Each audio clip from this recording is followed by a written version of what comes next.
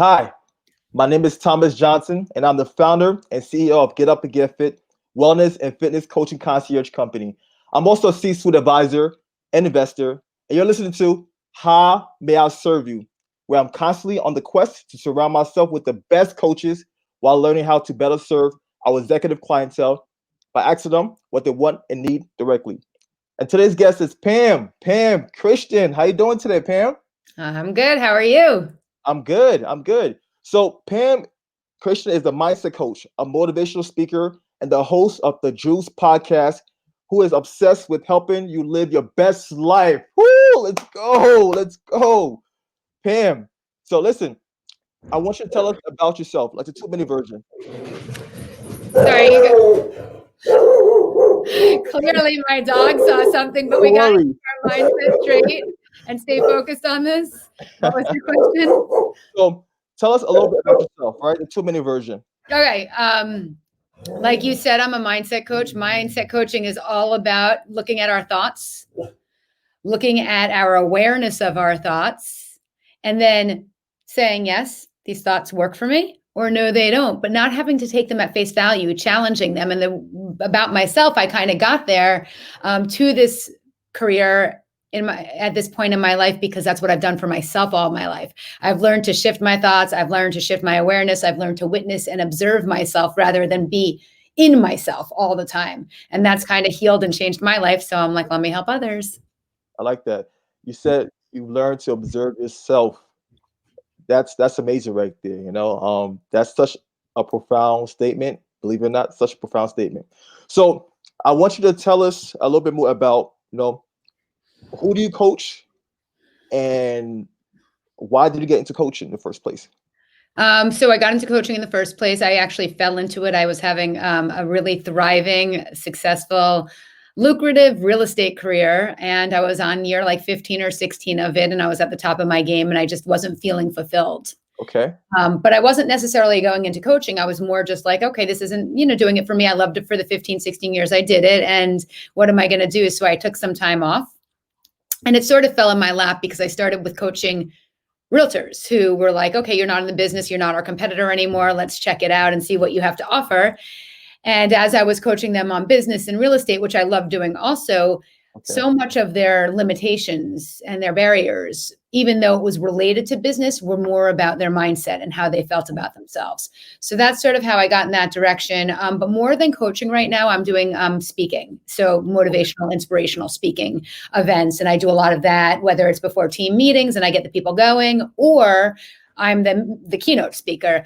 And I kind of came to this point in my career and this specific niche because I went through a lot of trauma, adversity, and challenges in my own life from a young age until we all do, like now, right? And I really have healed myself and brought myself to the other side and have now embraced the challenges, adversity, and darkness. Not that anyone likes it, or I'm like, not like, bring it on. But once it comes, I know how to handle it. And the thing is that it's what you do in between the challenges to build your frequency, your vibration, and your energy. So when those challenges hit you, you can survive them and thrive through them rather than letting them knock you down. And each time they knock you down, having to climb out of that hole. Nice. It's what you do in between. So always. On that note, I know this is not part of the question, but do you mind sharing some tips when it comes to dealing with challenges? Like, sure. If I was going through a stressful day, what can I do to get myself to the next level? Sure. Well, the first thing is in the summer, read my book when it comes out because it'll have all of that stuff. But that was a shameless plug for myself. So basically, the first thing you have to do is be aware that it's even happening. Okay. So like, let's say you're having a bad day and that bad day has kind of dominated you. One thing happened and it turned your whole day around to a negative spin. The only way to get out of it is to be able to say to yourself, wait, this isn't how I want to feel. This did happen. I don't like it. But I'm going to choose to respond differently this time than I've responded in the past. Because anything that we do on autopilot, any patterns, behaviors, habits that we have will bring us the same result until we change them. So just notice, ooh, this is a bad day. Ooh, I don't like this. But you don't even have to do anything that day. The next time you have a bad day, then you notice and you say, what can I do differently? Or after that bad day, you kind of reflect on that day and be like, okay, I let myself have that bad day. I didn't change anything about it. I just noticed it was a bad day. Next time this happens, what am I going to do differently so I don't live in that space? And what happens when you start doing that is you're calling attention to it. And so when you call attention and bring awareness to it, you bring yourself to a new level of consciousness with it. And when there's a new level of consciousness, things can change from that. But if you sit in the same spot every single day and do nothing different, why would you expect anything to be different? So that's one tip. And that's an easy tip. Okay. Self-awareness is key. Yeah, because when you're self-aware, you're like setting an intention for something different. Yeah. Wow. That's great. Great tips. Hope you guys are taking notes. My audience, hope you guys are taking notes right now. Okay. Other things you can do to set yourself up for success before you even have that bad day is meditate. Meditate. Okay. Every day. Meditate, but a lot of people don't. So then, first of all, you don't have to like everything that I recommend. You can still do it. And contrary to popular belief, we don't have to love everything we do to make ourselves feel good. Sometimes there's a means to an end. And going through the rocky part, the meditation, where all that noise and all those self-limiting inner critic stuff is coming up, the only way to get rid of it is to let it come up and go through you. To get to the other side of it. But also, how about like drinking water? Like, I'm giving you some simple, basic stuff.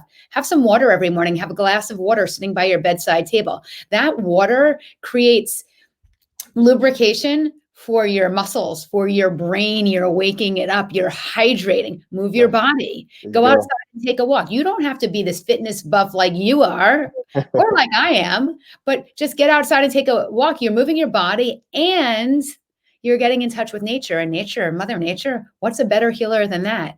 That's life itself. That is life. Right there, you know. And I love the fact that you're meeting people where they're at. You keep it very, very simple. These are all things that we all can do, right?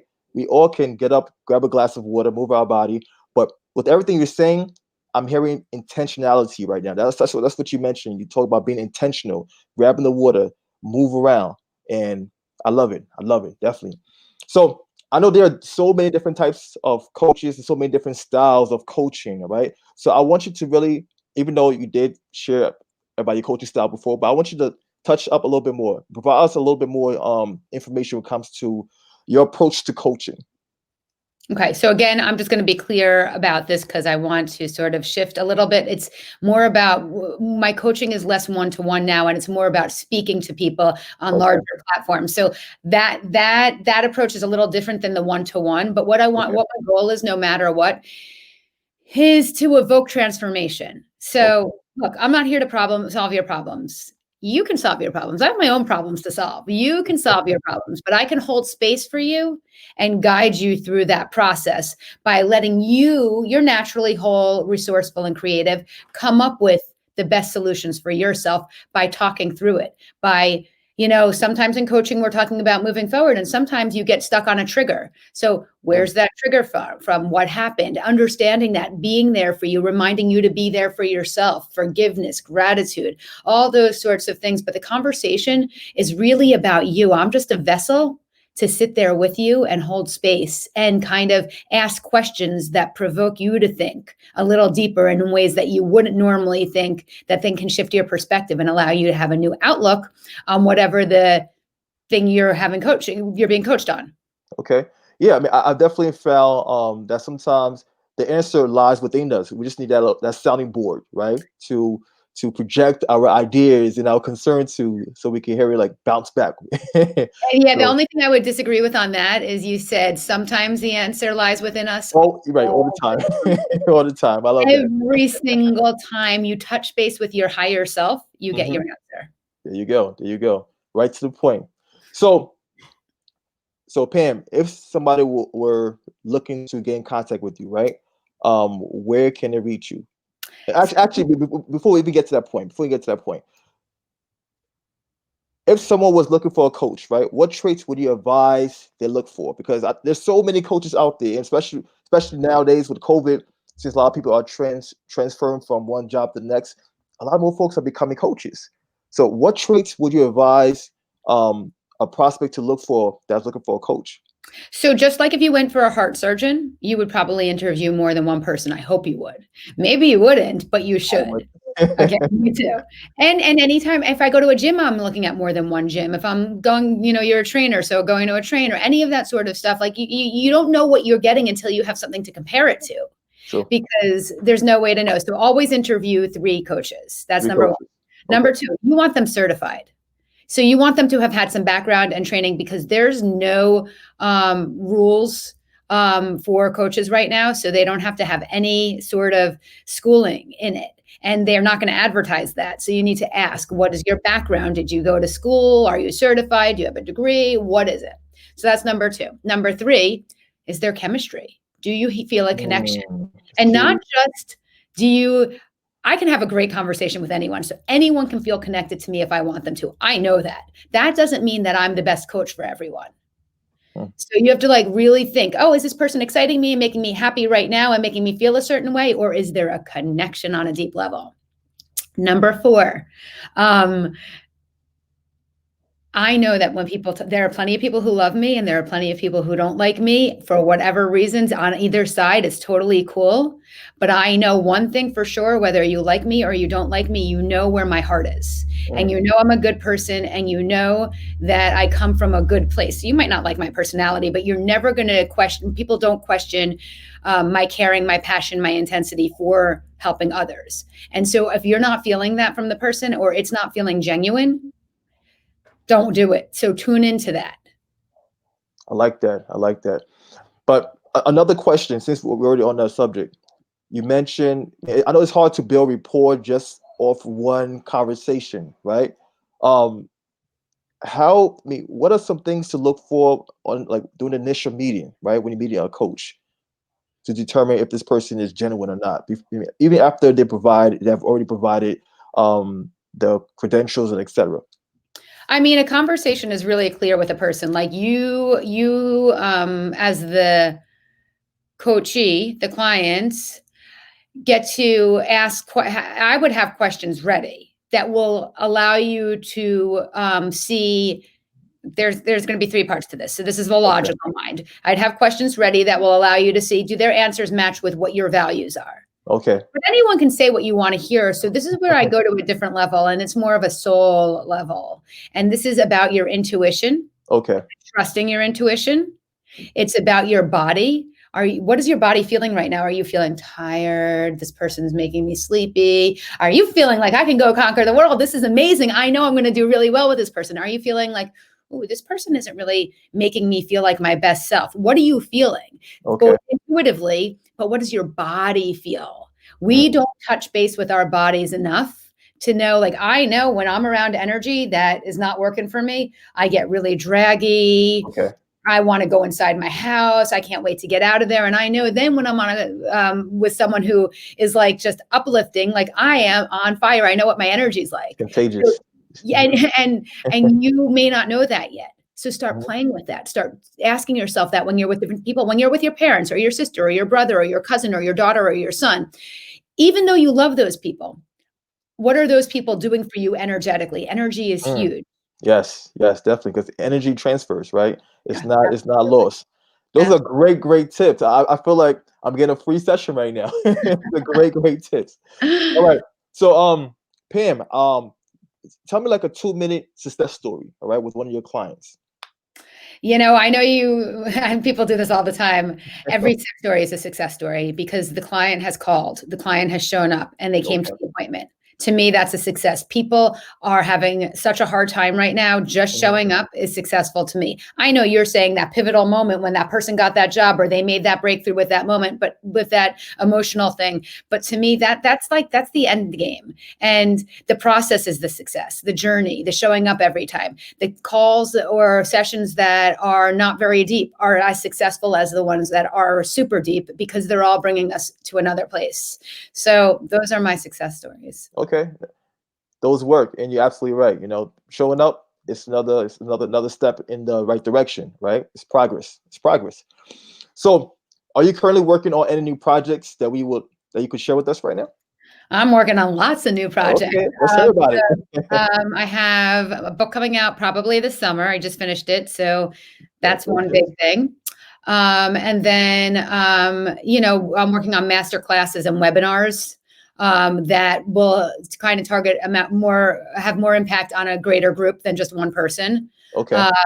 And then, a lot of behind the scenes stuff that I'm going to let unfold in front of your eyes rather than tell you what it is and surprise you. Okay. So what's the title of the book? I hope you're having a great day. I know I am. I love it. I love it. Okay. So if someone were to inquire about your services and just want to contact you, right? Where can we find you? So there are two places that I recommend. One is my website, thepamchristiangroup.com. And two is on the bottom of the screen right here on Instagram at Pam Christian. I'm just getting into Clubhouse and getting started with some classes there that I'm going to be offering in some rooms. But Instagram right now is the platform to go to at Pam Christian. Okay. All right. So that's where you live right now. IG. IG it is. Okay, there we go. So I'm a LinkedIn guy, hence this podcast being live on LinkedIn. Yeah, totally. And I'm on LinkedIn too. I dabble. So you can find me there as well. Nice. So Pam, it's been such a pleasure. Thanks for coming through, and thanks so much for listening. All right. So everyone out there, our viewers, thanks for listening to today's show. And if you enjoyed today's episode, please feel free to share it with someone that would benefit from listening. Okay. And last but not least, Pam, how may I serve you? Oh, you already are by helping humanity. So thank you so much for asking. Okay. Can I ask you the same? Wow. Normally I'm the one asking that question. Actually, just by you sharing those tips and dropping those gems, you're already serving me. All right. You're providing value to my audience. You're serving me. Okay. Awesome. By you being a vessel, you're serving me. I appreciate you for that. Thank you, Pam. Thank you.